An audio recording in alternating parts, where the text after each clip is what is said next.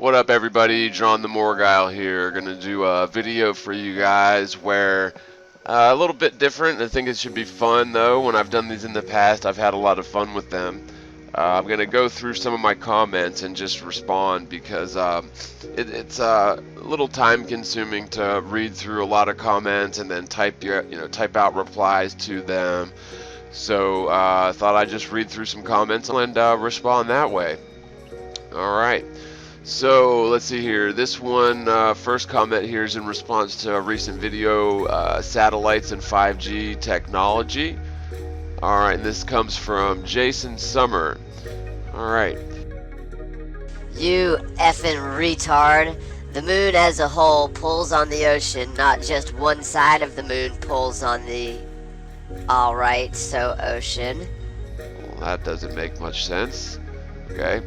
The reason it's called tidal locking is because you are so close that you will cause the tides when you become tidally locked. It just means that one side of the object will always be facing what it's orbiting. Also, if a object... I think he meant if an object rotates at the same speed in which it takes to orbit it, it will have the same side facing the object it orbits. And, you know, this is one of those things that's just a ridiculous pseudo-scientific argument to support the ball Earth theory. So basically, you know, we always only ever see one face of the moon at all times, forever. And this is a highly unlikely thing to happen due to random chance. You would think that if the moon was orbiting around the ball Earth, it's a highly unlikely to see. Right, so like assume that you've got, say, like a pool ball and it's spinning around and you've got, I don't know, like some kind of a circular area that you can stand in that's funnel shaped, and you can take this spinning ball and roll it around, you know, give it a good roll around you in this circular area that you're standing in, so that this cue ball is going around you in circles. And well, not to mention, you should also be this whole room and yourself should be traveling at a great velocity around a curved linear path. We won't even figure that in. But what do you think the odds would be that pool ball going around you at high speeds and spinning on its axis also would only ever present one face of itself to you? This is a highly unlikely thing. You know, it might happen once or twice for a limited duration, but of course, you know, eventually, you know, it would be completely random. So the moon is unique in this regard, and of course scientists will tell you there are lots of moons that have a geosynchronous orbit. But of course there's absolutely no evidence for other moons and planets being anything like the Earth itself. The Earth isn't a planet, and the moon is a light in the sky. However, if you assume that the moon is spherical, orbiting around us, the odds that it would only present one face of itself towards us would be just extremely unlikely.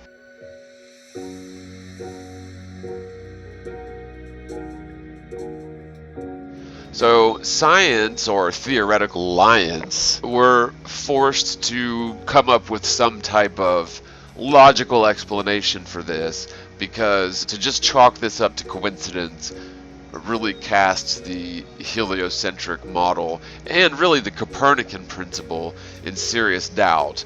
The entire philosophy of infinite space relies on the philosophical choice of ancient so-called scientists who believed that it was frightening, essentially, to even imagine that the world itself might be central or special to the grand scheme of things.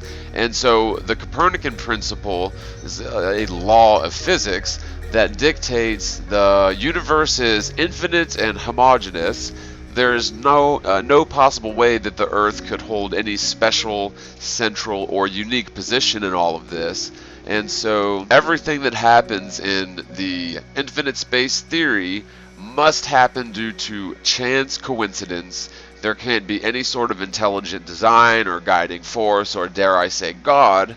However, there's just an infinite amount of evidence that proves really there's nothing random or coincidental about life or the world.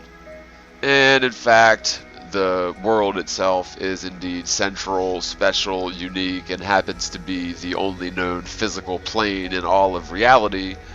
And the lights in the night sky, including the sun and the moon, are subservient, insignificant objects or light sources compared to the Earth.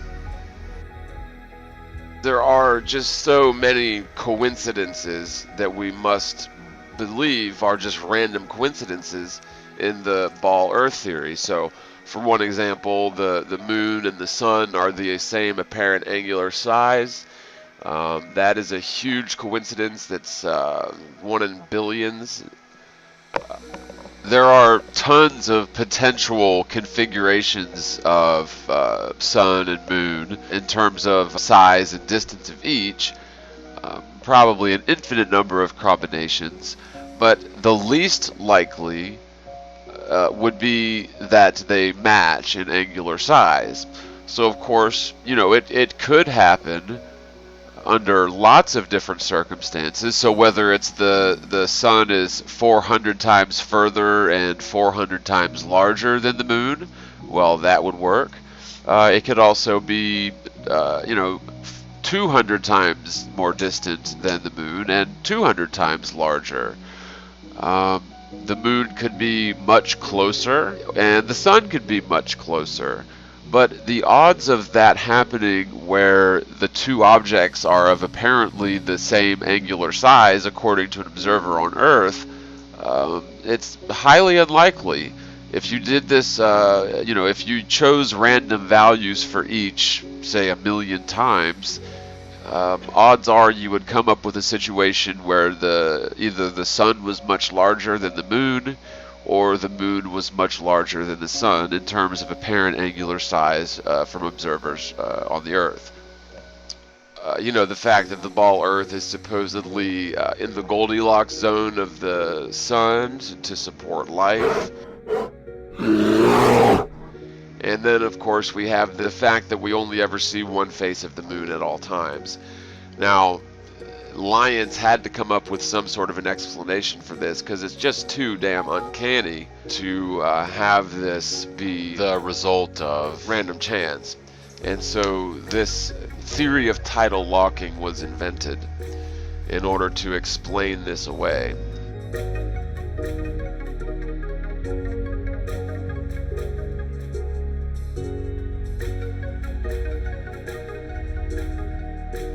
Here's the thing, though. This is a pretty big problem because of the way that they say that the moon orbits. Right. So, the heliocentric model, the ball Earth model, claims that the moon orbits around the Earth once per month. So, this little action right here would take 1 month. Okay. And the moon's position in this orbit, according to the heliocentric model, will determine the moon's phase. So when the moon's here, that would be a full moon. When the moon's here, that would be a half moon. When the moon's here, it'd be a no moon or new moon. And when it's here, that'd be half moon yet again. And when it's here, back to full moon. So this entire thing takes about 27 days. We'll just say 27, well, let's say 28 to make it a round number. And the thing is, it takes 14 days to do this, and it takes 14 days to do that. So it's naturally appears to be traveling at a consistent speed, a perfectly consistent speed. Although one big problem is that the Earth is in motion, but we'll get into that in a second. It would work nicely if the Earth were stationary, but that isn't the case at all whatsoever in the globe Earth model. A repeating orbit doesn't ever change. in terms of the duration, and it travels at a consistent speed. So I believe it's 2288 miles per hour, but let's see here. Speed of moon's orbit. Yeah, 2288 miles per hour. And it remains consistently at that speed at all times. Now, if the Earth were stationary, that would be fine. But we know, of course, that in the heliocentric model, the Earth is allegedly going that way at 66,600 miles an hour. Okay? So the Earth is definitely not stationary in the ball Earth model. So what that means is when the moon is a half moon to the west of the Earth, looking down upon the ecliptic plane, when it's making this motion, it's actually racing against the Earth. So it doesn't have to make it to here. It actually has to, because again, the Earth's going to be, moving this way the whole time. The moon has to move from like here to here, okay? Because it's racing against the Earth during that portion of its trajectory. Now, on the other hand, when it does the next leg of its orbit, it's racing in the opposite direction as the Earth. So it doesn't have to go, like from here, oopsie. It doesn't have to go like from here to here, because the Earth's going to do some of the work for it, most of the work for it. So what it actually has to do is more like this. It's going to go this way while the Earth is going that way. So the moon really only has to do a short little hop because the Earth is moving that way. So the problem is it takes 14 days for the moon to do this, and it takes 14 days for the moon to do that.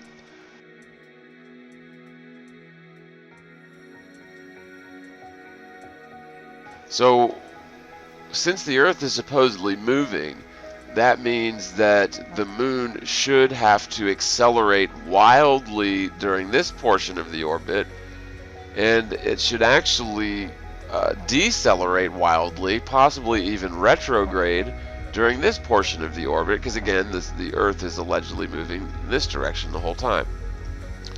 Okay, so in terms of the tidal locking argument,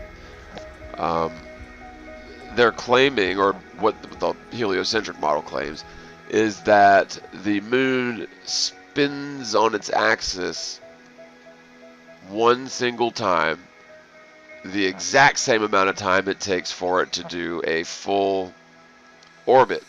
So it spins once on its axis as it orbits once around the Earth.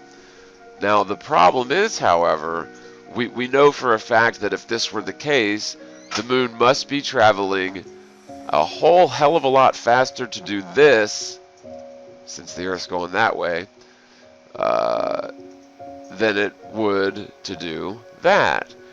So what that means, if we're always going to only ever see one face of the moon at all times, it means it would also have to vary its rotational velocity in terms of rotating on its axis in order to make this work at all times.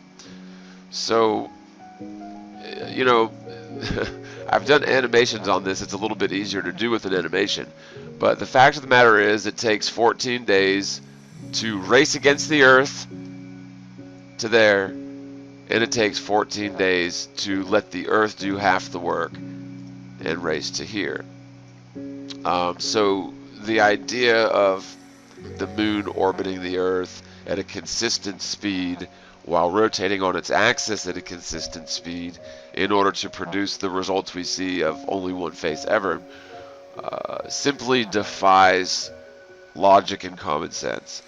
The moon must be intelligently altering its trajectory speed and intelligently altering its rotational speed in conjunction with one another in order to produce observable reality.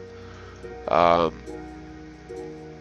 the whole notion of orbital mechanics and the moon's phases and the tidal locking theory, uh, it just falls apart. It really does. That the whole thing is nonsense. Uh, Now, if Lyons were to admit that the moon wildly changes its velocity through space in terms of orbit, that might work, but then it would also need to wildly alter its rotational velocity as well. So they don't claim any of this. They claim that the moon orbits at a consistent speed and rotates at a consistent speed in order to produce this one face of the moon always at all times. And frankly, it's a whole bunch of garbage. Really, truly is. So, let's see here. There's a reason it's called tidal lock, and it's because you're so close that you will cause tides. When you become tidally locked, it just means that one side of the object will always be facing what it's orbiting. And that really doesn't make any sense, because the moon is allegedly a sphere with gravity, being applied to all sides of the sphere evenly, and it doesn't make any sense that one face of the moon would be more so attracted to the, peering down upon us on Earth than the other, and yet that's what we've got. So I'm not sure exactly what this person was trying to argue, but tidal locking is just a theory to support the globe Earth nonsense, because they just didn't want to admit that it's due to chance, because the odds of having a moon where we only see one face of it at all times would simply never happen due to chance, and they had to invent the theory of tidal locking to explain that away. Furthermore, there is no correlation between the tides and the moon. A lot of places have 2 high tides a day, and as far as I know, there's only one moon in orbit. Some places only have 1 high tide in a day, and it doesn't necessarily correspond with when the moon is overhead. Now, what you would expect if the moon were responsible for the tides is wherever the moon is overhead, you would expect the tides to be high there, and yet, we have high tides when the moon is not even overhead at all. So the notion that the moon is causal of the tides is quite ridiculous to me. But even if it were causal of the tides, I would submit that it could be due to static electric attraction as opposed to theoretical gravitational attraction. And so, to give you an example, you can rubber balloon on your hair and give it a static charge, and then hold that balloon next to a slowly running tap of water, and it will cause the water to bend towards the static electric charge, the balloon. And so, I guess what this proves is that theoretical gravity is not the only thing that can possibly attract things. Magnetism can attract things, and a static electric charge can even attract water. So if the moon is negatively statically charged, it could be attractive to the ocean waters that are, very high in salt content, and so they would be a good conductor for that sort of thing. But anyway, we'll move on to the next one from Immoidal. There are no mysteries of the ball Earth. Size, shape, and movement are all measurable, known facts. Tell us what force will pull water off the surface of our huge ball. Gravity is the measurable effect that holds water to the surface. What force will pull water off the surface of our huge ball? Not really understanding the question, but this person's first claim is that the size, shape, and movement are all measurable. Anyone who actually believes that the Earth is in motion is just enacting the programming that we were all forced to endure when we were very small children. The fact of the matter is, the motion of the Earth does not exist. has never been detected, never been measured, never been proven. It is assumed because, well, we can see the stars overhead are apparently going in circles around Polaris. But other than that, there is no circumstantial evidence to suggest any sort of motion of the Earth or anything else. In simplest terms, the ball earthers claim that we are rotating around the Earth in terms of rotation at, well, faster than the speed of sound in most places in the United States, and over 1,000 miles an hour at the equator. Now, that's all well and good. However, we're supposedly traveling at that speed along a curve. So if you're at the equator going 1,000 miles an hour east, you're also allegedly vertically descending along the curve of the Earth at something like, well, 135 miles an hour squared. So let me just give you an example of what I mean here. So let's say you're standing at the top of the world, because we know we're all always at the top of the world. If we consider this point here where you're standing now, the base point, within 1 hour, you will have traveled, let's just say, this is a bit drastic, but let's say you've traveled to this point here. Well, traveling 1,000 miles an hour along this curve, you would have dropped 135 miles compared to this tangent line from the base point. So that is a rotational speed. It's not a linear speed, it's a rotational speed, allegedly, which means we should experience centrifugal force. We should feel like we're going 1,000 miles an hour on a roller coaster that's dropping at 130 miles an hour. Frankly, nobody's ever felt that. Nobody's ever measured that. It is a myth, and there should be ample evidence that we're spinning around the axis of the Earth, and yet we are indeed stationary. Now, here he says gravity is the measurable effect that holds water to the surface.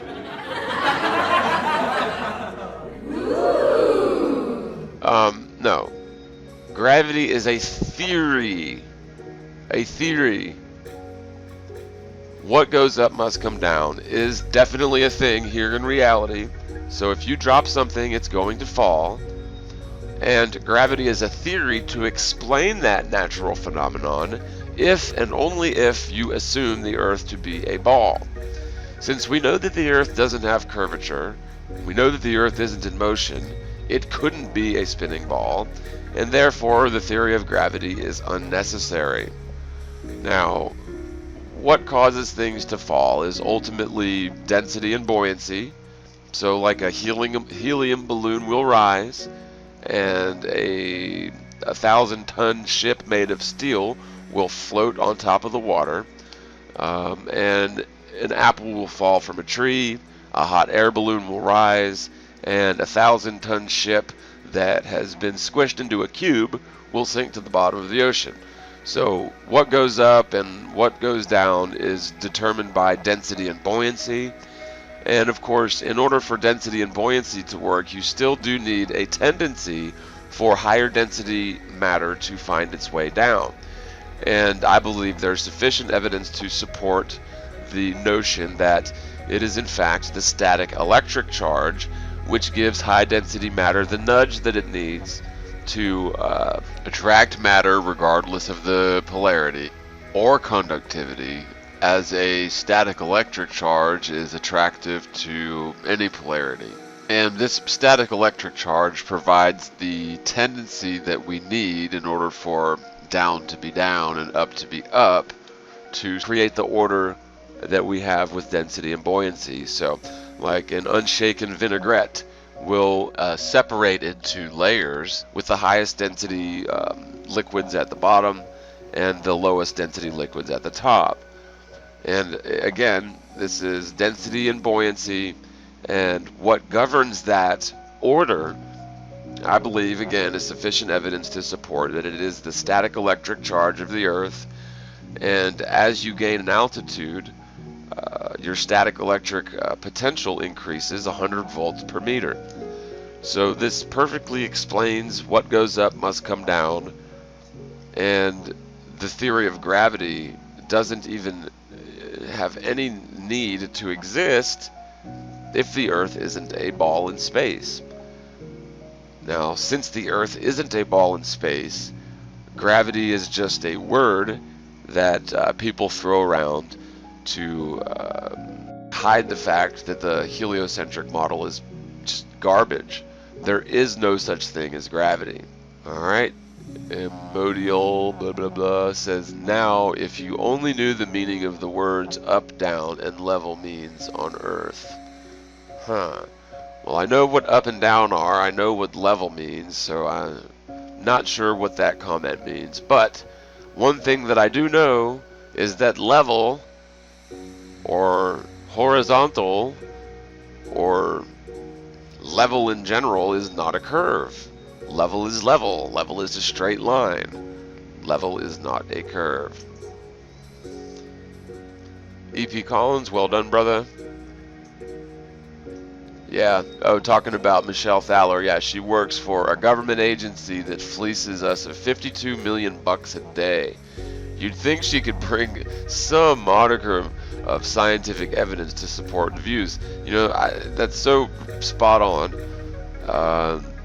When you've got this astronomer working for NASA making a case for the ball, all she does is regurgitate things that we've all heard our entire lives, brings no new arguments to the table, and it's almost as if she believes that we flat earthers have, never attended a single day of school, have no understanding of science, or theoretical liance rather, and just very patronizing.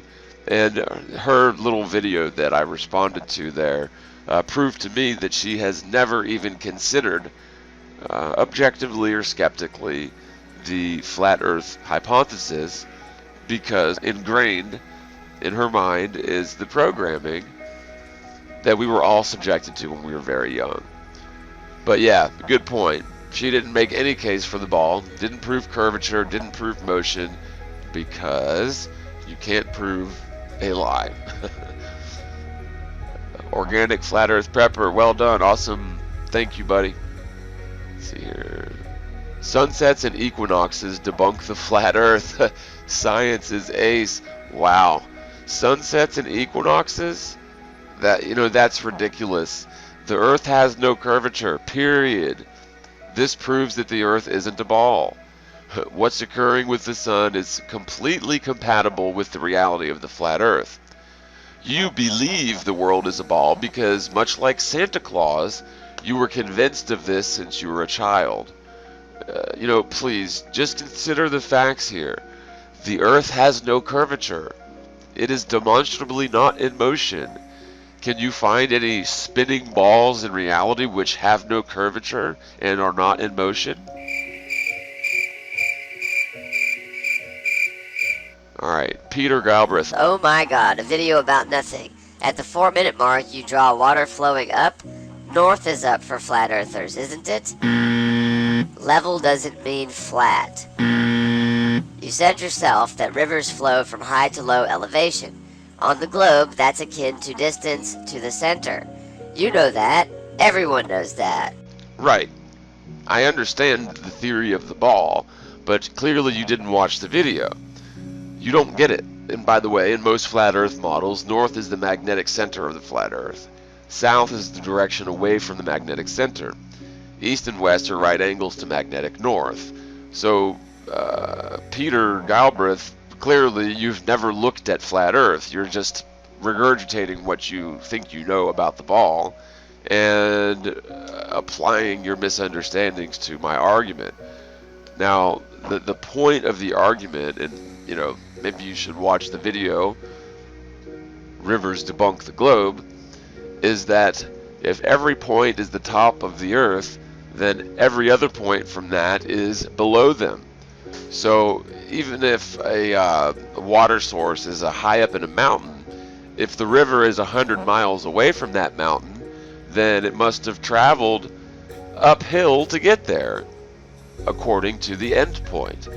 So just watch the video again. I'm not going to try to make the case again here, but yes, flowing rivers would not work on the ball. And no, north is not up. Go research flat Earth. Maybe you will understand it if you would just research it. North is up. Oh my god. Okay, Evans, this is a lengthy one. The Morgile. Simply saying there is no proof of curvature does not make it true. There's a lot of evidence of curvature starting from sunset, including crepuscular rays that, after the sun sets, point to the sun being behind the curve. You can't claim crepuscular rays point to the sun before the sunset, but not after the sunset. Hey, fellas! Hey, fellas! I'm stuck! Defrost me! Oh, a frozen dainty. Come out of there. Come on! Come on! Hey, fellas, get me out! What are you using ice for a pillar again? Get the tools. Fool. Hold that chisel. Put it in the middle. Oh, no, not there! Put a hole by my nose so I can breathe! Okay. That okay? Fine! Oh, oh, oh! Put it in the middle. It don't work. Give me that chisel. That don't work. Wait a minute.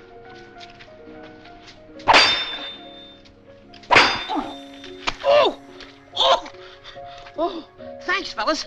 I'm chilled to the bone. Well, get up here. Oh! I'll warm you up. What's the matter? Let me tell you. Oh, look! You bent the chisel. I'll straighten that. Oh! Right, so in this image we've got crepuscular rays as the sun is setting, and wow, that means we definitely live on a ball. I can't believe I never saw that. No, I'm just kidding. I'm not sure what you're trying to say that this proves, but the convergence of these sun rays is antithetical to the ball Earth notion that the sun is infinitely distant, or 93 million miles away. Because remember, your team, the Globers, claim that the sunlight is all hitting the Earth at parallel lines. Now, this specific instance of crepuscular rays is a little bit different than normal because the light appears to be coming directly towards you, as in perspective. And the angle of those rays does sort of match the idea of parallel lines in a perspective environment. However, most crepuscular rays are coming from, the top down, not coming horizontally across the ground towards you from the horizon. So, these are a little bit different than typical crepuscular rays. However, with typical crepuscular rays, normally the argument that they appear to converge due to perspective is it doesn't match what you would expect to see if the light rays were actually parallel because of the way the perspective works. Perspective works when you're talking about peering off into the distance. When light rays are coming down horizontally, vertically, it's not going to, if they were actually parallel, they should not appear to converge like that, because again, that's not how perspective works. Now, what's actually going on with the light from the sun is not what you think. Most globe earthers believe that, again, the sunlight is traveling at perfectly straight lines from the sun through the atmosphere straight to your eye. And that's not what happens. For one thing, one of the main staples of the heliocentric theory in terms of eclipses is these bizarre conical shadows cast by spherical objects in space when shadows do not behave as such. If you cast a shadow from a single light source, the shadow from that object is going to increase in angular size, or at least stay the same angular size as the obstruction, but it's certainly not going to taper off to a point, as globe earthers claim in order to support their model. So in other words, Eratosthenes' values demand that the sunlight be coming in at parallel lines, and yet the umbra penumbra conundrum demands that the sunlight be coming in at divergent paths to one another in order to cast these peculiar non-demonstrable shadows of the moon. For example, during a solar eclipse, when the moon's shadow has been measured as little as 2 miles in diameter. So I'd love to see a demonstration of how a 2,000 mile diameter object can cast a shadow nearly 250,000 miles away in space that is only 2 miles in diameter, or even the typical 50 or 60 miles in diameter. Love to see how that works, but either way, if that were the case, then it debunks Eratosthenes' claim that sunlight is coming in at parallel lines to one another. So, just a huge major discrepancy in the globe-Earth alliance, because the big problem here isn't, lack of proof for flat Earth or lack of arguments against the globe. The problem is that every single person in the world practically will believe that the Earth is a globe spinning around in space no matter what, even if you present solid evidence to them to the contrary. Even though they've all lived on a stationary plane for their entire lives, people will call you a science-denying idiot for pointing out, these major problems with the heliocentric theory.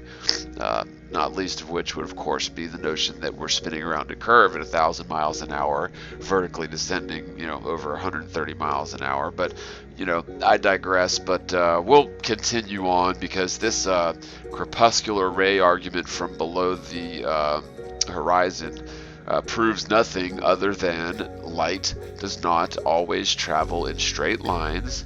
And I also think that it's a good demonstration that the sun is local, and certainly not 93 million miles away, and certainly not, nearly 900,000 miles in diameter. Most globe earthers believe that, again, the sunlight is traveling at perfectly straight lines from the sun through the atmosphere straight to your eye. And that's not what happens.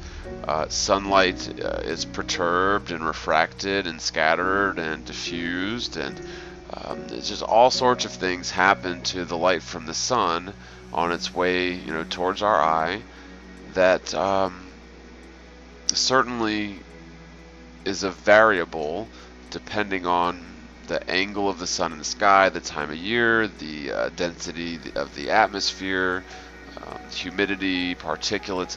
So light does not always travel in straight lines, especially when it's traveling through a variety of media. And so to try and make a claim that crepuscular rays after sunset are somehow not doable on a flat Earth is ridiculous. The sun that we see in the sky is it's a subjective instance of the actual light source of the sun. So if, say, I'm standing on the east coast of the United States and someone else is standing on the west coast of the United States, we can both look up in the sky and see the sun.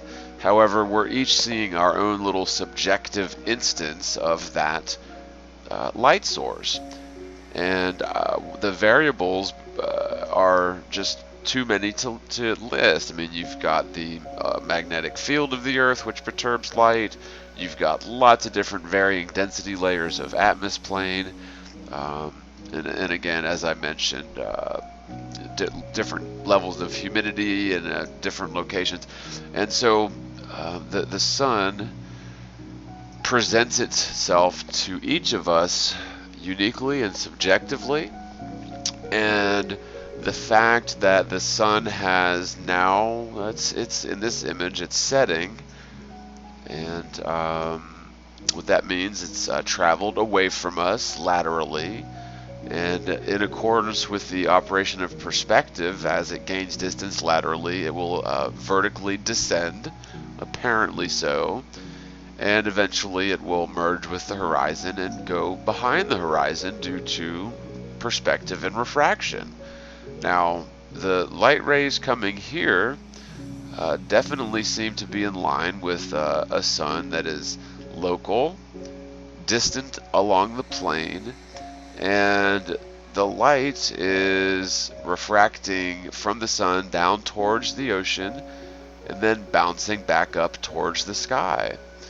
It makes perfect sense.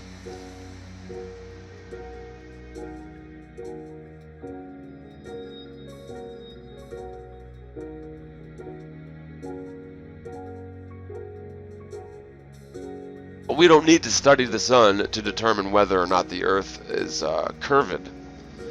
So let me just give you one example, because clearly you haven't watched any of my videos. This is an image of Picta Fenestralius from Bar Desacrins, 273 miles away.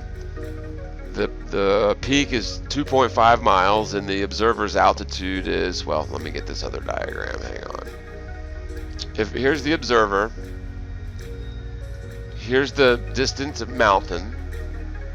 According to the globe, 8 inches per mile squared from the elevation of 1.75 miles, the tip top of the peak of this mountain should be over a half a mile below the horizon, which would be about here according to this observer.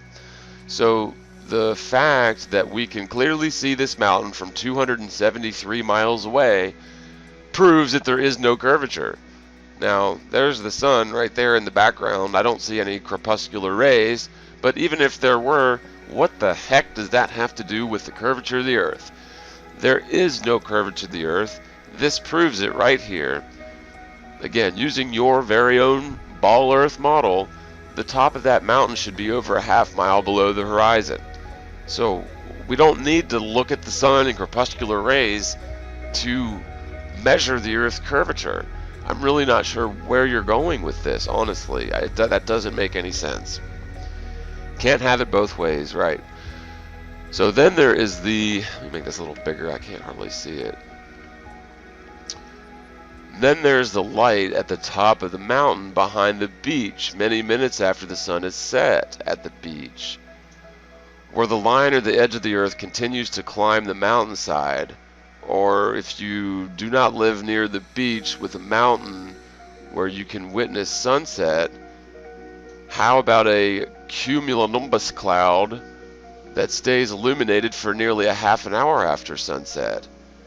I've heard people say that the light of the sun can't get to you anymore because it has a limit, but I've seen cumulonimbus clouds to the east of me that are lit up long after the sun is set, and I live in a very flat state currently. So we are saying that the sunlight proves curvature. That's what you're trying to argue. Oh my goodness. The sunlight passes through the atmosphere, gets scattered, refracted, and is not a measuring stick of any sort. I hate to break this to you, but light does not travel in straight lines at all times. Light bends around, light gets refracted, reflected in the atmosphere. Your argument doesn't hold water. This flat Earth has nothing to do with the sun, sir. The Earth doesn't have curvature. Period. It really, truly doesn't. Let's look at it again. We shouldn't be able to see that mountain there. Shouldn't. Now, the Metabunk calculator will say that refraction allows us to see this. However, refraction works in the opposite direction. Refraction should not cause this mountain range to rise up in altitude.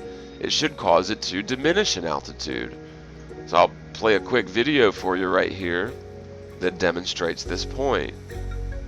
In this very beautiful experiment, you can actually see light bend as the density increases. You need a fish tank, 250 grams of sugar, put 3 liters of water in a fish tank, about half full, and add 250 grams of sugar. Please do not stir the mixture. Leave it like this for about 24 to 48 hours. Let the sugar dissolve on itself. And as this happens, there would be a density gradient. The water at the lower level of the fish tank would be slightly denser. Now shine a laser beam, and as you bring it lower down, the light will bend. You see, the light is bending and becomes straighter and straighter. If you bring it down, the light bends because of the density of the sugar solution is higher below. And the bending of the light can be seen more clearly in a dark room. You can see as you bring the laser beam lower down, the light would slowly bend because of the concentration gradient. Right. Okay, so what that proves is that refraction, when you've got light traveling through media like the atmosphere, refraction is going to cause the light to bend downward. Okay, so it's not going to cause this mountain to rise up almost 3 miles so that we could see it, but instead it should have made the mountain disappear from sight even more so at 273 miles. So, I'm not sure where you're going with this argument about the sun, but sunlight doesn't travel in straight lines. Now, in terms of, how you can see the sun on mountains, sunset, on the flat earth, it has to do with light reflecting and refracting, but the earth doesn't have curvature, so this is a moot point. So you say you've seen, what about pilots have instruments that tell them the Earth's horizon is exactly 3 degrees below line of sight while at cruising altitude? Could that be refraction? Could it be the band of reflection close to the ground that we always see at a distance, where it makes the horizon appear slightly lower than it actually is? You do realize that in order for an airplane to maintain its level, it flies level. Pilots fly level with gyroscopes, which hold their rigidity in space. Horizontal gyros never or almost never need to be adjusted because the Earth has no curvature. I know plenty of pilots who are flat earthers. I think this has a lot to do with the fact that all pilots realize that if you fly an airplane level, if the Earth were a sphere, you should be gaining altitude by flying level. And again, they use horizontal gyro to maintain level. So if you understand how a gyroscope works, if the Earth were a sphere and you take off, start flying level, your horizontal gyroscope would cease to have any sort of functionality because the Earth would start curving down away from you. However, the horizontal gyro would indicate that you're flying level. And so when you fly an airplane level, you maintain a level altitude because the Earth is a plane. Many a glober will argue that gravity adjusts the horizontal gyro accordingly to maintain level flight along the curve of the Earth. However, that is not how gyroscopes work. The horizontal gyroscope will remain rigid in space, so it's not going to change its angle of alignment or the alignment of its axis just because you're going around a curve, even humoring the theory of gravity. Otherwise, if that were the case, if things naturally leveled themselves out according to whatever level happens to be at a given point, then the horizontal gyroscope wouldn't even be necessary to have been invented. And yet, horizontal gyros are crucial to aviation, very accurate, and rarely need to be calibrated because the Earth, again, is flat. This argument here is ridiculous. It's the same argument as with a theodolite. As for Rivers proving the globe doesn't work, you are basing your argument on several false premises. First, that there is some force outside of the ball that would make the edge of the ball be further down the ball. And second, that the ball is perfectly round. What? We all know that if the flat Earth is not truly flat, then neither is the globe truly a ball. Well, of course. So let's quit being overly simplistic. Well, you're the one saying it. Your drawing of the 3 clones on the ball aptly showed them perpendicular to the surface of the Earth, but then you made an illogical jump that denied you even acknowledged the globe as having this effect without even made a valid claim as to why other than to deny gravity. Well, the clones on the ball were not a fluid connected together. This has to do with fluid dynamics, and water does not travel uphill. And as much as you like to disavow both the Foucault pendulum as well as other gravitational evidences... Well, wait a minute, I thought the Foucault pendulum was supposed to prove rotation, but whatever. These tests are performed over and over, and their setups are continually confirmed and verified for accuracy to ensure that all variables have been accounted for. So if you've come up with some variable that generations of scientists have overlooked, then please enlighten us. But you cannot dismiss these tests out of hand saying it's a get out of jail. No, I said get out of a logic-free card with no evidence. There's plenty of evidence whether you want to admit it or not. What's the matter? The Foucault pendulum is the only thing that you can point to that allegedly proves that the Earth is spinning. The Foucault pendulum is a load of crap, sir. There could be any number of reasons that that thing goes around. It could be magnetic, it could be the ether, it could be a slight bias in the original trajectory when the thing is released. And I've even heard tell that sometimes pendulums will begin processing in the wrong direction, and if that occurs, then the operator needs to start the test over and maybe give it a little bit of a nudge in the right direction. Furthermore, did you know that during solar eclipses, Foucault pendulums have been recorded as stopping or even reversing direction during the eclipse? So that tells me that obviously it has nothing to do with the spin of the Earth, but that tells me that it could have to do with something electromagnetic.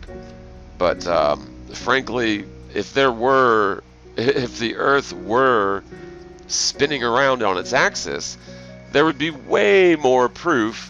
We would be able to experience it and feel it.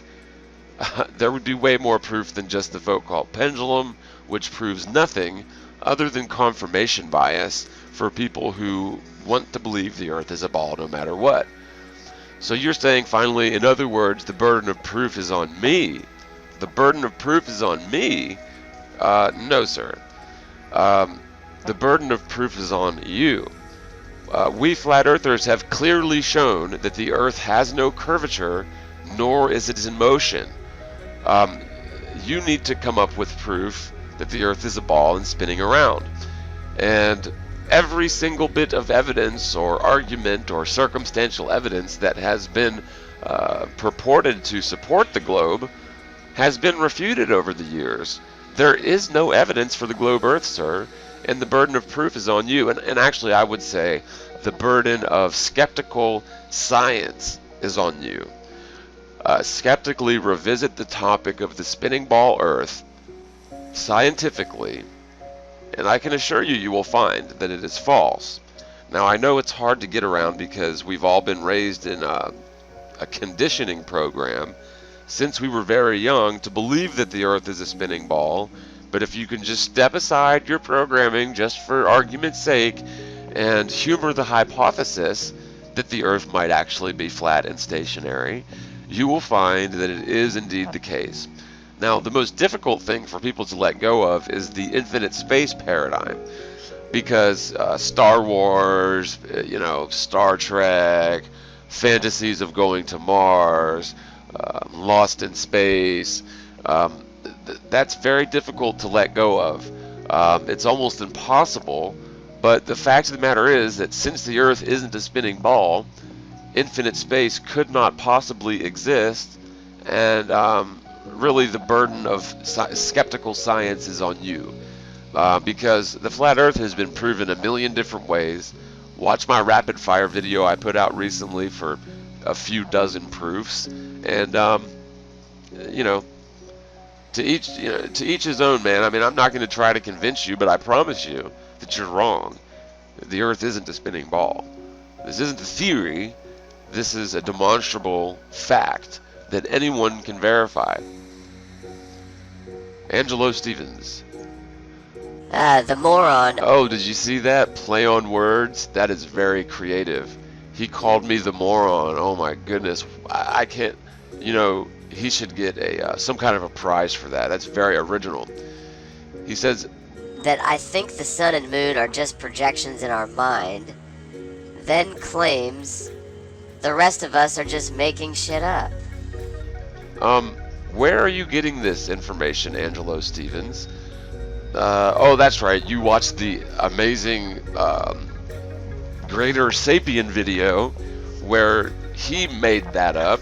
I never said the sun and moon are projections in our mind. I said that the heavenly luminaries are observed subjectively for each of us. So let me pull up a diagram and I'll show you what I mean. Right. Okay. So on the flat Earth, let's say the actual sun is here, and you've got an observer hundreds of miles this way, and another observer hundreds of miles that way. They're not looking at the same instance of the sun. The sunlight is passing through layers of atmosphere, refracting and diffusing and scattering, and for the observer on the right is looking at a different instance of the sun than the observer on the left. So I never said that the sun and moon are projections in our mind. I said that we each individually experience the sun subjectively in our own little bubble of atmosphere. Putting words in my mouth, making it up, and then accusing me of making things up, it's just ridiculous. But Angelo Stevens, I think the moron is a perfect word to describe yourself, because only morons believe the Earth is a ball without looking into it further. Okay, Cooper. What is your reference frame for down? The hell? So it's not the mass that has gravity, which is proportional to its mass? It's the hell generates gravity to keep us on the ground? Wait a minute. Okay, let me read this again. Cooper's not too good with the English. What is your reference frame for down? Well, down is below us. Down is down. The hell? Okay. So it's not the mass that has gravity, which is proportional to its mass. It's the hell generates gravity to keep us on the ground? Huh? I'm sorry, I don't know how to answer a nonsensical question, but there is no such thing as gravity. Down is below you, up is above you, and the Earth isn't a ball. Okay, Soft Tales Forever. John, I want to tell you how thankful I am for you sharing your knowledge with us. It's such a relief. I must refer to a baltard to someone else to confirm a flat Earth point. When that person that I referred them to is you, I guess what I'm saying is that I'm proud to use your knowledge in videos when arguing my flat Earth beliefs. A channel may know all the details and is feared to debate, but if that source is not of good character or not trustworthy, then the... Seems like it got cut off here. As a flat earther, we get ridiculed and slandered and name called all the time. And I think flat tard was coined first by the globetards. And I see what you're saying. However, this is a psychological battle. And unfortunately, insults are sometimes necessary. Because if someone, let's say it's an impartial observer, sees a larger group of people ridiculing a smaller group of people, it's difficult for that person to join with the smaller group of people for fear of being ridiculed.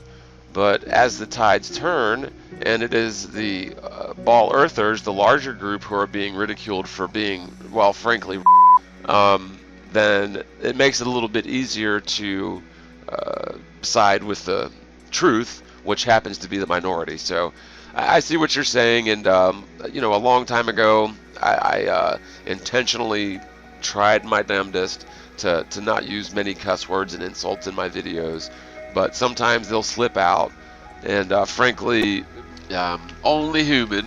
But I do make a point to, you know, to keep videos and stuff as impartial and scientific as possible.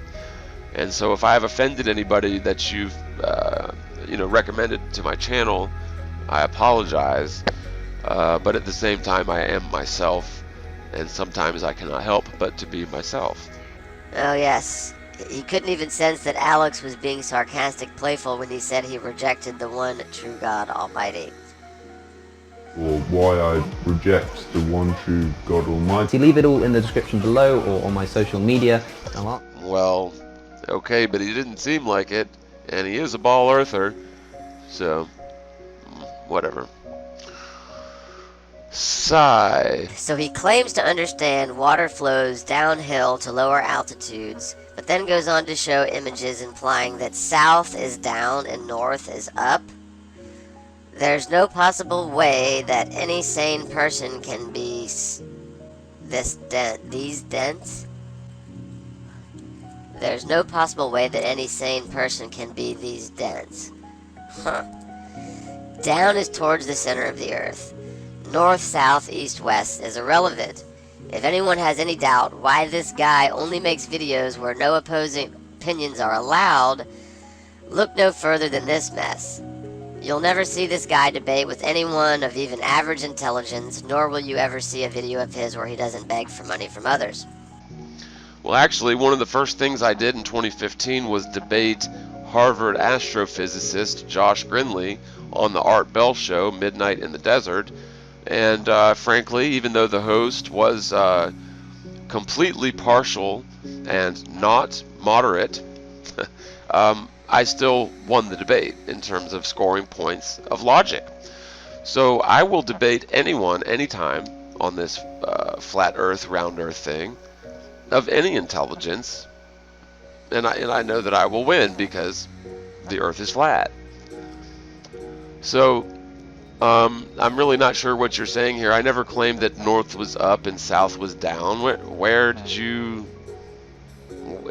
are you getting this from? You're just making that up? Like, what the crap? Friggin'. Thanks, William Wallace the Bruce. Appreciate that, buddy. Okay, so Mega Jinzo says, Holy cow, dude, you are the last person on the planet I'd ever want to take a fluid dynamics course from. Lol, that crap is just an act? Surely you're not really that ignorant. well, would you care to explain what you're talking about, or you're just using ad hominem attacks? That is some amazing science there, let me tell you. Yeah, you're not going to make a point, you're just going to say that you're going to argue against my point without making a case for your argument, so you believe that water flows uphill. Okay, great. I imagine this Morgile guy looking far away the planet in awe and confused, saying, but wait, how the river flows towards the ocean? I don't get it. Ha ha ha, very funny picture. Wow, you should go up for stand-up routine. You are hilarious, sir. Yes, rivers flow towards the ocean because the earth is flat, and the genesis or origin point of the river is naturally of a higher elevation than sea level. But the thing is that doesn't work on a ball because water doesn't flow uphill, silly. Okay, Alex Leo, could this be done? I have a simple idea for proving rotundity. Imagine a ship cruising from the coast of a continent to the coast of another continent.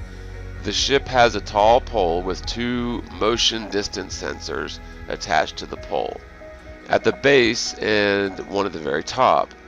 The sensor on top should register a bigger distance. First of all, I have no idea if such sensors exist or how tall the pole should be given the distance traversed at the rate of curvature. I don't know why these messages keep getting cut off, but I think I see what you're saying. Yeah, I mean, you're right.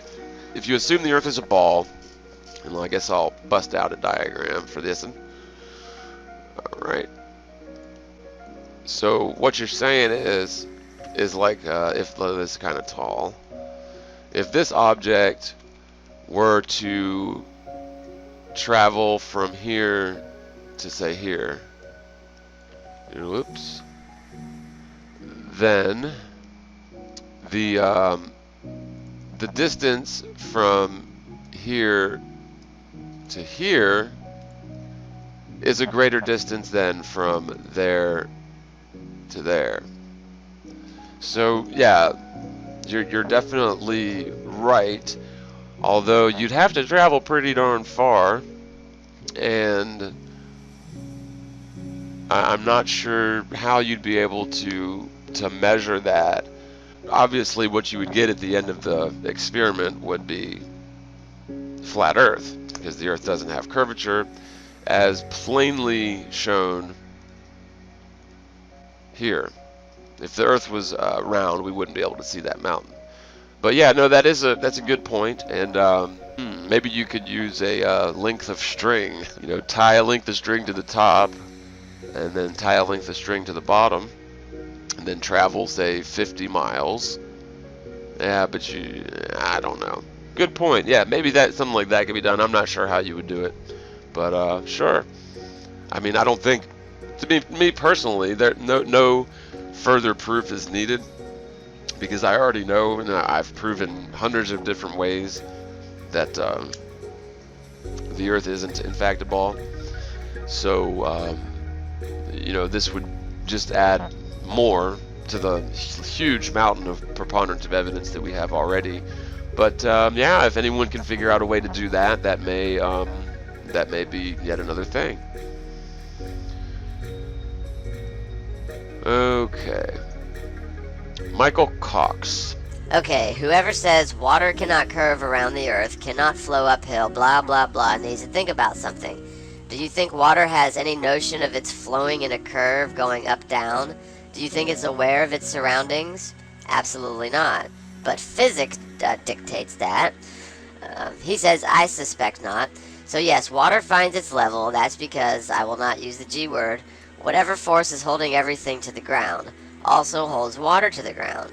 Now, I would not have thought on a mass the size of this planet with a much lower curve than the picture in this video that water cares. Water will act by the force on it over a large enough area within the slight curve. Water is not curving. Water does not know anything about curving. It just sits there, flat. Well, but what I'm saying is, though, sir, Michael, water will not flow uphill. Okay, so continuing. But will seem to curve when you look far enough away from the planet, but it's not curving. Wait a minute. So you're saying that water is not curving? Plus, rivers flow because down force on the water pushed the water in a confined space like the side of a river. You could get water to go slightly uphill. If you have a container water, put a downward tube cut in half to another container a bit lower than the first, then put another half cut tube going up slightly to a third and final one. Continue to fill the first with water. The water weight, down force, would make the water go up the third container. It would also spill everywhere, but you would get some of the water in the third container. Thus, you've pushed the water upwards. That's what I reckon anyway. I don't really understand what you're saying, but I know for a fact that under no circumstances will water flow uphill. So, other than that, I mean, if you put it in a tube, like I mentioned in the video, it will, but bah. Flat Earth logic, John McAllister. All experts are liars. Therefore, the less I know about a subject, the closer I am to the truth. Wow. John McAllister, but unfortunately, the Earth doesn't have curvature. It's not a ball. Here we'll see another bit of evidence for that. So as you can see here from, I think this is about 100,000 foot if I'm not mistaken, The Earth doesn't have curvature. It's a flat, motionless plane. No matter what altitude you look at it from, no matter how far you can see, there is no curvature to the Earth. So, and in terms of your point there, all experts were conditioned since they were children to believe that the Earth is a spinning ball. And so their entire life proceeds with that as a foundational premise. Any expert who believes the Earth is a ball is necessarily wrong. You know, that's the thing about ball earthers. They think that flat earthers must be uneducated and stupid. Really, nothing could be further from the truth, and all of the flat earthers that I know are highly intelligent, highly educated, and all of them were raised on quote-unquote planet Earth, where they all believed in the globe and infinite space. I believe the Earth was a spinning ball my entire life too. It was only a few years ago when I actually decided to look at the evidence of a flat Earth in order to debunk it that I came to this startling conclusion that the Earth is a stationary plane, and I've since had to completely reconstruct my entire paradigm. Everything from the Big Bang to infinite space to gravity, all of that stuff goes right out the window. The Earth is the physical plane, demonstrably so. It's never moved, demonstrably so. And anybody who's an expert that believes the Earth is a spinning ball is necessarily wrong. And I don't have to be an expert to say that, because the Earth is demonstrably a plane. Okay, the Pascha.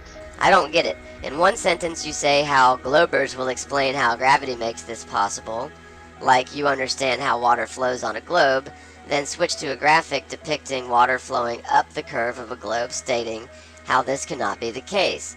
Which is it? Do you understand the globe bottle or don't you? You cannot use one thing you don't believe in to disprove another. I was showing a point, sir, and if you watch the video and pay attention again, maybe you'll get the point. I clearly stated from the frame of reference of the end point, the water must have flowed uphill from the origin.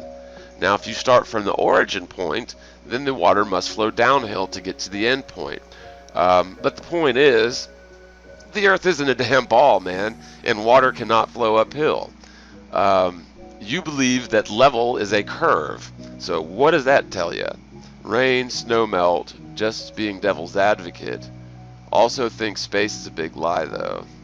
Yeah, space is a big lie. And yeah, rain, snow melt, water still isn't going to travel uphill. So like think of the center of a river. Both the origin and the destination of the river are all downhill from that point. So shouldn't water want to flow in both directions away from the center of a river? I mean, the globe Earth doesn't make any sense. Even, you know, giving gravity, handing them gravity for argument's sake, it really truly doesn't. Okay, David Gagnon, the Nile River in Egypt and the Tennessee River in the USA flow north. Both good examples of flat Earth water flow. And yeah, maybe this is where the other, where the ball earthers thought I was talking about north and south. I wasn't talking about north and south flowing rivers at all. But yeah, most rivers flow north to south, and a couple of them flow south to north. But you know, I think that that's plausible in either model. So I don't think that north flowing rivers are exclusive to flat Earth, but I think that flowing rivers in general are impossible on a ball Earth. Just my 2 cents. And unfortunately, nobody in history has ever seen, let alone lived upon, a sphere with a radius of about 4,000 miles. It sure would be nice if we had such a sphere somewhere in existence, but unfortunately, there is no such thing. So it's really hard to say exactly what would occur upon such a hypothetical sphere with the theory of gravity applied to it. So I guess we'll never know. So let's see Ronald Hedges' response to that. David Gagnon, your river statement is a good example of flat Earth ignorance. North is not up and south is not down. Only elevation and gravity determine water flow direction. Well, nowhere in this video did I even say the words north or south. I think that maybe this person, Ronald Hedges, and the other guy put words in my mouth and assumed that I was talking about north and south, but I wasn't. Joss Grace. You can bend water, sorry. There's an experiment anyone can do right this minute. All you need is a faucet and static electricity. Not quite sure how video works on flat earth models' favor. It is gravity pulling water out of hose. Is it why you put the hose below the pool of water instead of up? Well, it's not gravity, it's because what goes up must come down. Gravity is a theory to explain that, but what goes up must come down is definitely a thing. And yes, you have to have the end of that hose lower than the body of water for this to work, because what goes up doesn't continue to go up, what goes up goes down, right? And so that's a natural law of nature, and so yes, that is applied to it. However, when you've got the hose full of water coming out of the waterbed, it is really fluid dynamics that allows for this, and gravity, or what goes up must come down, allows for this as well. So because water is of a higher density than the ambient atmosphere, it will naturally find a place of rest at a lower level than the atmosphere. Furthermore, if that water is compressed in a tube, then the ambient atmosphere also behaves as a relative vacuum to the pressurized environment in the tube.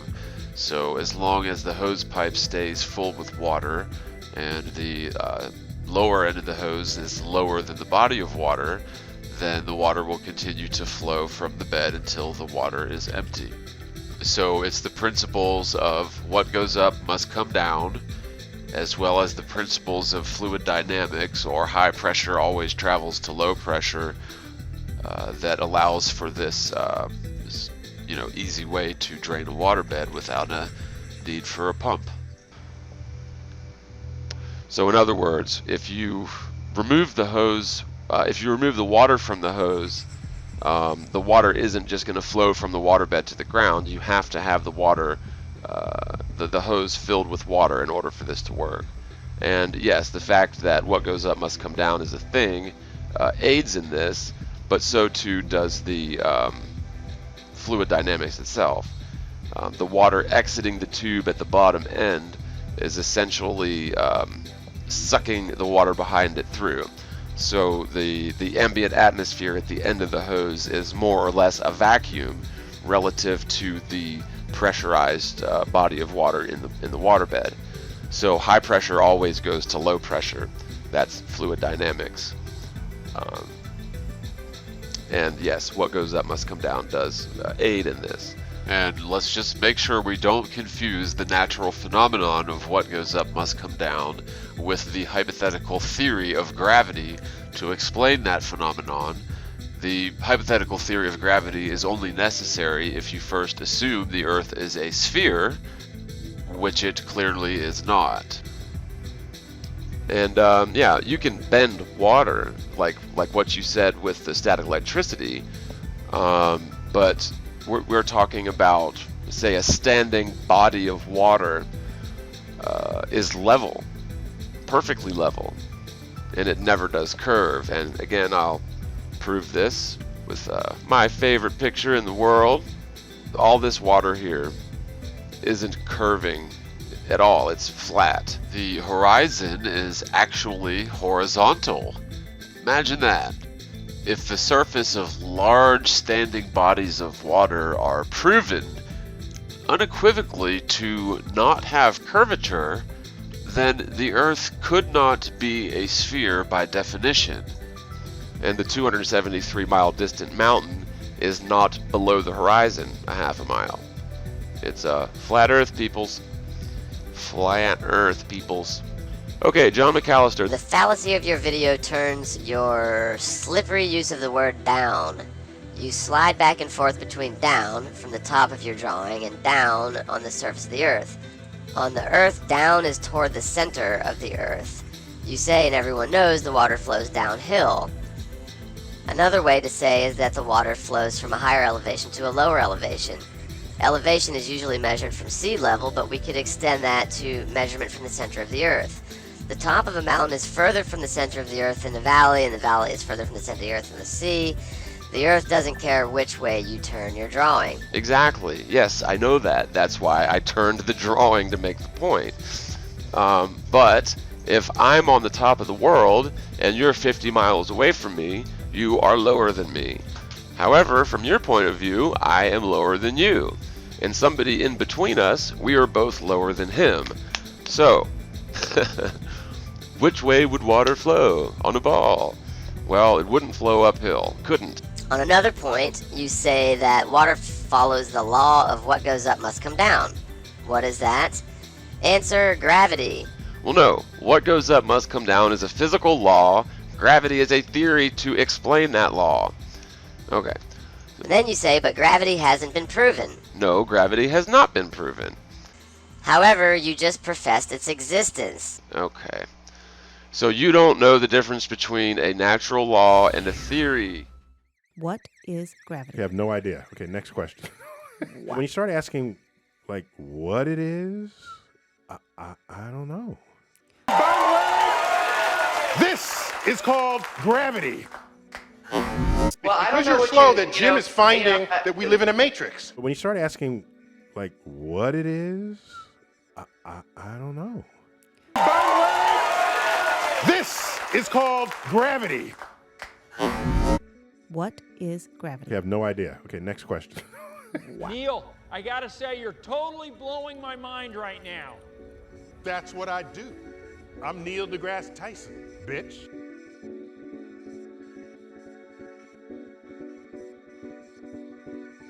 Let me say it again. What goes up must come down is a natural phenomenon in reality. Gravity is a theory to explain that natural phenomenon if and only if you assume the Earth is a ball. Please allow me to rephrase your words. Okay. There is a somewhat mysterious but otherwise measurable force that pulls objects to the ground. It behaves predictably enough to be quantified into equations, acts on all matter. Whoa. Acts on all matter. Okay, so wait a minute. You're saying that mass attracts mass? You can demonstrate that? And I'm not talking about dropping an object to the ground. I'm talking about actually proving that high-density mass attracts other high-density mass. There is no evidence for that, and it'll never be proved in a million years. Yes, you're having a hard time figuring out if I'm being serious, if I made this up just to mock flat earthers, or if I'm a con artist working to trick people to subscribe to my brilliant channel. Wow. Sir, you just don't get it. It has a strength that is proportional to the mass of the object being pulled and has some interesting effects related to density. What part of that do you reject? I know that a lot of flat earthers reject the idea that mass is the source of gravity, but leaving that aside, do you accept the rest? If you do, then why not clarify that point? So, okay, first of all, I've made tons and tons of videos about gravity disproving it, but I made this short video about a single point. Now, nobody has ever argued against what goes up must come down. That is definitely a thing, but it is not synonymous with gravity. Again, gravity is a theory to explain that natural phenomenon. The two are not interchangeable because gravity is a theory only if you assume that the Earth is a ball, and the Earth is not a stinking ball. William Wallace de Bruce. Thanks, man. Yeah, when the Morgile speaks, I listen. Short and sweet, doesn't go on for hours. Keep up the great work. Yeah, that one was short, so I didn't want to make another 3-hour-long video that nobody's going to watch anyway.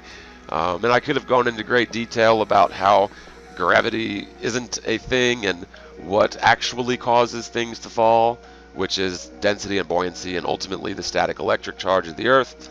But thanks, William. Alright, keep it on going.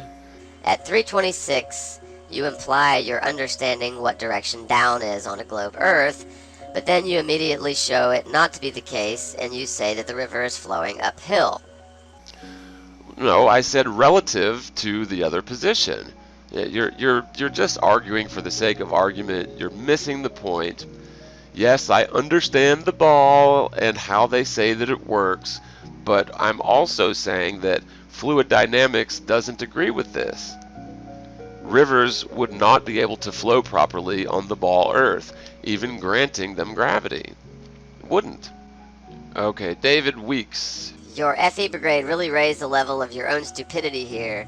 Water flows downhill and will always take the course of least resistance. Please think about it. It's gravity that pulls it downhill. Pouring water on a ball is no comparison. Sorry, it isn't. Well, I never did that, but stupidity would certainly apply to some people in this conversation, not I. Yes, water will do all that. However, on a ball, wherever you stand is the top of the earth, meaning everywhere is downhill from you. Water is going to flow downhill. Yeah, Unbelievable Productions agreed. Yeah, boats going over the curve is the easiest observation to disprove in the modern age. Yeah, she is very arrogant, and yeah, the boats going over a curve is a thing that we've looked at millions of times. Once a ship sails away from you and has appeared to gone over the curve, you can look at it through a telescope and it will be restored. Which, of course, means the ship did not vertically descend along the distant curve, because there is no curve. Gracie Klein. Lucifer said, "And I shall build my kingdom above the stars of God." Just another truth of God's word. Has stars and galaxies, black holes. He knows his time is short. Ezekiel, "And lo, I beheld Satan fall like lightning, with all signs and lying wonders, that it would even deceive the very elect, but for the Lord shortened those days." Yeah, I like that verse. Good point. DJ Rickaduke. Alright, this is about the Midnight Venus one. You put the line of sight on the equator, not North America, and not taken into account the tilt of the Earth. Okay, Midnight Venus video. So let's take a look at this. If this is the Earth's, we're looking at the hypothetical inner solar system in the ball Earth model. If this is the Earth's orbital path, this is Venus' orbital path, and the sun's in the middle here, and the Earth's here. If it's 11 o'clock at night, regardless of the tilt of the Earth, you're going to be facing in this direction, facing out into space away from the sun. Venus is going to be on the day side of the Earth, opposite the night side of the Earth. And very recently, we got a picture of Venus at after 11:15 p.m. So that's practically midnight. It's physically impossible to see Venus after 11 o'clock at night, and there's no argument against this. The fact that we can take a picture of Venus after 11 at night debunks the heliocentric model. Yeah, it was June 16th, 2018. This was at 11:15, and that's Venus right there. Okay. So, keeping that in mind, if we're on the ball Earth here, and that this is totally irrelevant to the tilt, 11 o'clock p.m. would place the observer somewhere right here. Now, we saw Venus. Let's say, Venus is, again, it's going to be way over here somewhere on the inner solar system. We saw Venus in the night sky at 11 o'clock. So what? Is Venus now on a wider orbital trajectory than the Earth? Because that's the only way that this works. Venus could not possibly be on that side of the Earth if we can see it over here at night. And, put the line of sight at the equator, it's irrelevant. The tilt of the Earth is irrelevant. Can you see what's behind you right now? Or can you only see what's in front of you? No, you would need to rotate 180 degrees to see what's behind you. Now, look up 24 degrees. Can you see what's behind you now? I mean, come on, the tilt of the Earth has nothing to do with this. The fact that we can see Venus at 11 o'clock at night on June 16th, June 18th, whatever, debunks the heliocentric model. Because again, Venus should be over here somewhere, not way over here. I mean, come on, people, this is common sense geometry. Common sense. Tilt of the Earth, North America, equator. It's irrelevant. Venus was not where it should have been if the Earth was a ball going around the sun. Alright, Damon Thomas. Damon Thomas, I don't subscribe to the globe Earth model, but those who do would probably say that the starting point of a river is simply farther away from the center of the Earth, letting gravity pull the water down towards the lower sea level, the center of the Earth being a theoretical fulcrum around which gravity leverages the water down. I actually can envision rivers working properly on a globe if it was not such a ridiculous fiction, which it is. Yeah, I do see what you're saying, but I disagree. I wish we really did have a ball with gravity so we could do experiments with this, but the way that I see it, rivers wouldn't flow on the ball. But the Earth isn't a damn ball after all, so really what difference does it make? The globe Earth has everybody's heads on backwards. I mean, we believe people believe up is down, down is up, and a spinning ball can deceptively present itself as a stationary plane to everyone.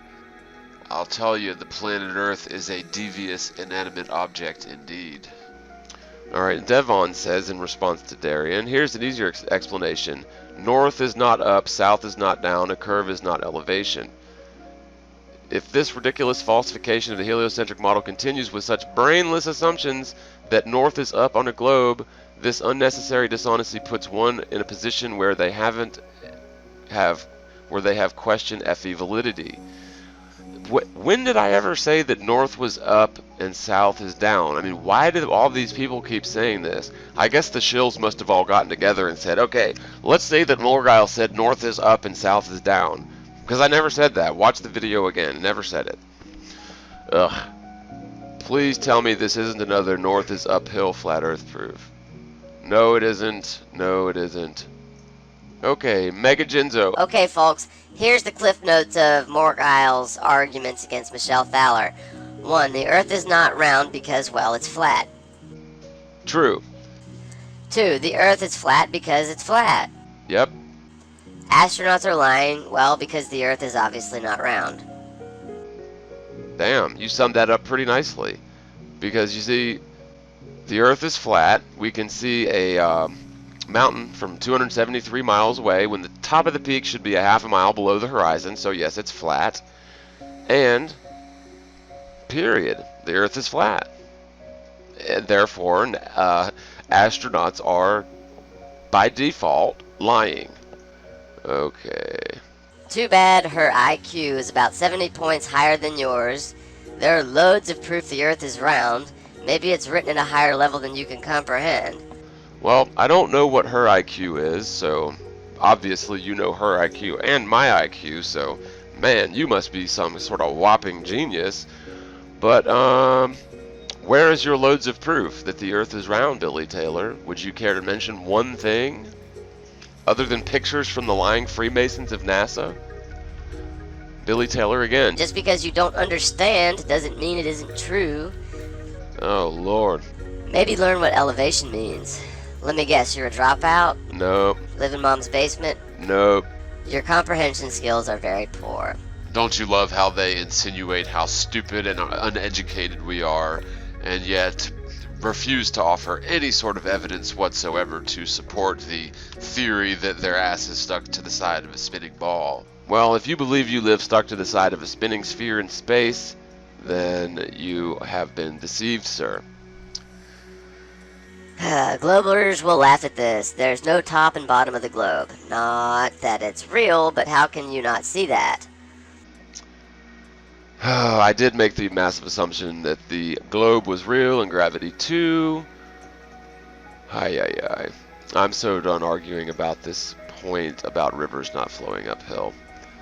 Let's see if there's anything better we can talk about here, folks. Mr. Crizzle says, it would be way easier if you ever considered that gravity may really exist, that just deny it every time.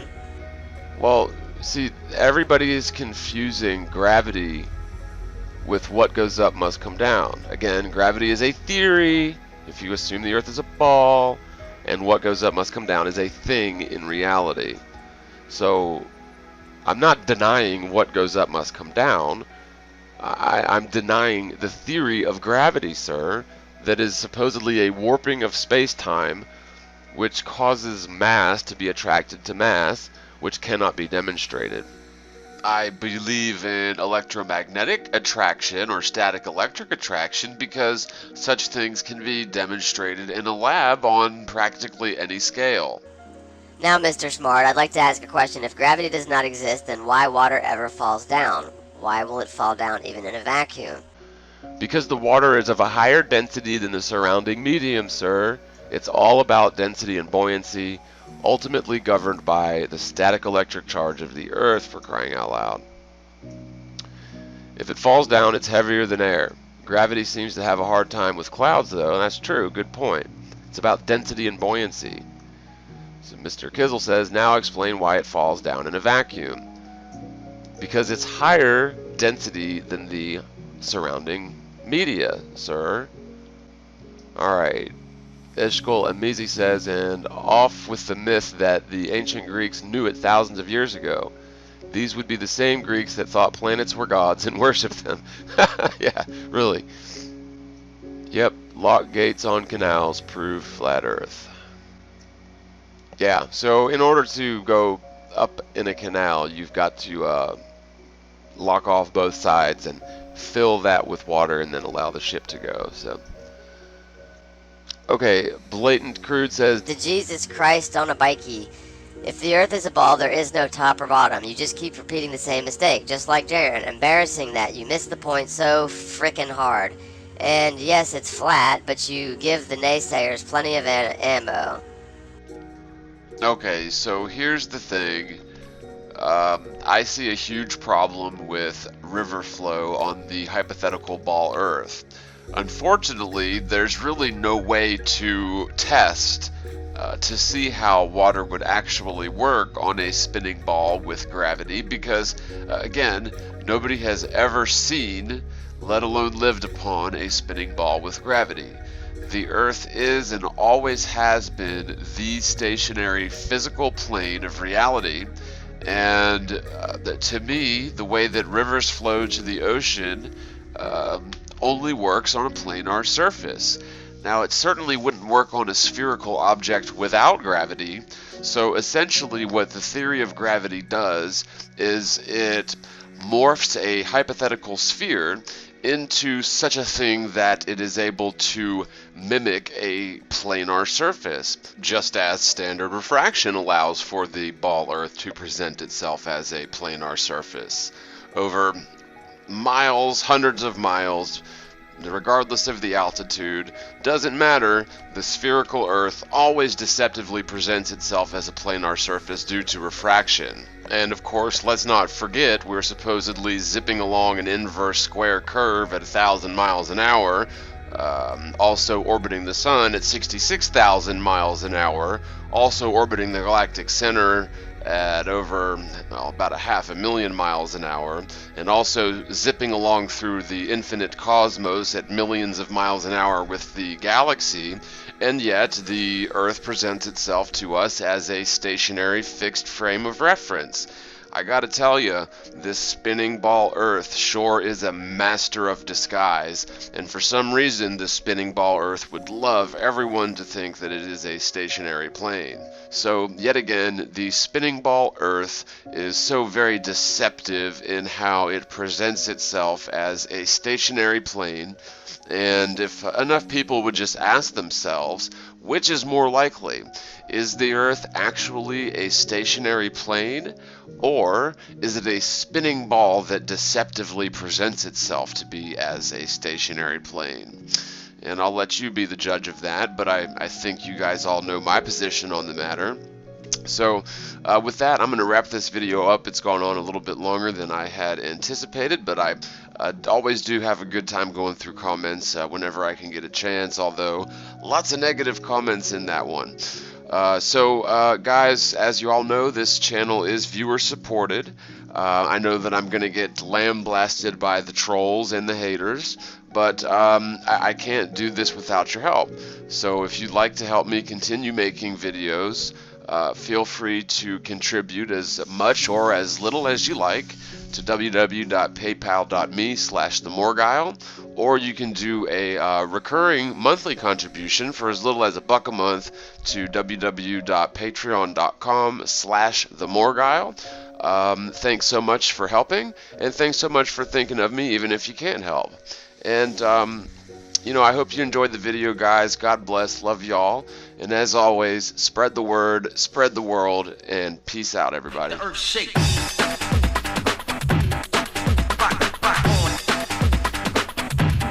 Make the earth shake.